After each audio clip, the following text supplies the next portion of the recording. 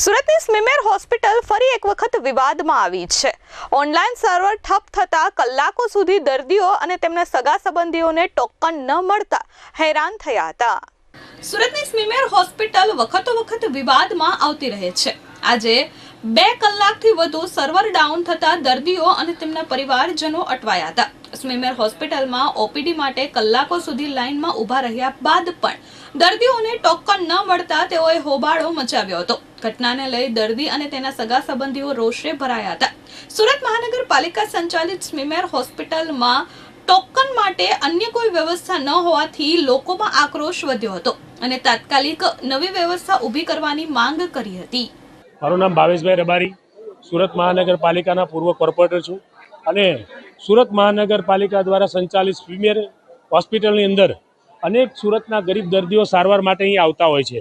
આજે છેલ્લા ઘણા સમયથી જે ઓનલાઈન જે સર્વર હોય છે એના આધારે ઓપીડીમાં મોકલવામાં આવે છે, પણ છેલ્લા 2 કલાકથી 9 થી 11 વાગ્યા સુધી જે સર્વર ડાઉન હતું અને સર્વર નહોતું ચાલતું એના કારણે અનેક દર્દીઓ અહીંયા હેરાન પરેશાન થઈને બેઠા હતા। આ સર્વર ન ચાલવાના કારણે, સર્વર ડાઉન હોવાના કારણે 2 કલાકથી દર્દીઓને કોઈ પણ જાતનું ટોકન ન આપતા ઓપીડીમાં નથી મોકલવામાં આવે, જેના કારણે અનેક દર્દીઓ કે જે પોતાની રોજિંદી આવક છોડી અને કામ ધંધો છોડીને અહીંયા સારવાર માટે આવતા હોય છે તેઓ ખૂબ જ અટવાઈ રહ્યા છે, પરંતુ એક પણ જવાબદાર અધિકારી આ 2 કલાકમાં હાજર નથી થયા અને અનેક એવા દર્દીઓને એવા જવાબ આપવામાં આવ્યા કર્મચારી દ્વારા કે જો તમારે ઉતાવળ હોય ને તમારે સારવાર લેવી તો ખાનગી હોસ્પિટલમાં ચાલ્યા જાઓ। આ ખૂબ દુઃખની બાબત છે અને આવું જે પણ કોઈ કર્મચારીએ કીધું હોય એની સામે પણ કડક કાર્યવાહી કરવી જોઈએ અને સર્વર ડાઉન હોવાના કારણે છેલ્લા 2 કલાકથી દર્દીઓ અહીં અટવાઈ રહ્યા છે તો એના માટેની બીજી અલગ વ્યવસ્થા હોવી જોઈએ, અલગ સિસ્ટમ હોવી જોઈએ, પરંતુ 9 થી 11ની વચ્ચે એક પણ જવાબદાર અધિકારી અહીંયા ડોકાયા પણ નથી અને દર્દીઓની વારે કોઈ પણ આજે અધિકારી તંત્ર કોઈ આવ્યું નથી। એ ખૂબ દુઃખની બાબત છે। સ્મીમેર હોસ્પિટલની અંદર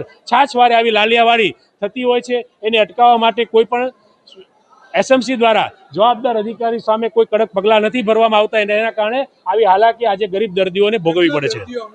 આજે તમે જોઈ રહ્યા છો કે 1000 કરતાં પણ વધારે દર્દીઓ 1000 કરતાં વધારે દર્દીઓ છેલ્લા 9 થી 11માં અહીં અટવાયેલા છે, બેઠેલા છે અને હજી સુધી ઓપીડીમાં એ લોકોને મોકલવામાં નથી આવ્યા અને આ ખૂબ દુઃખની બાબત છે। Bureau report H24 news Surat.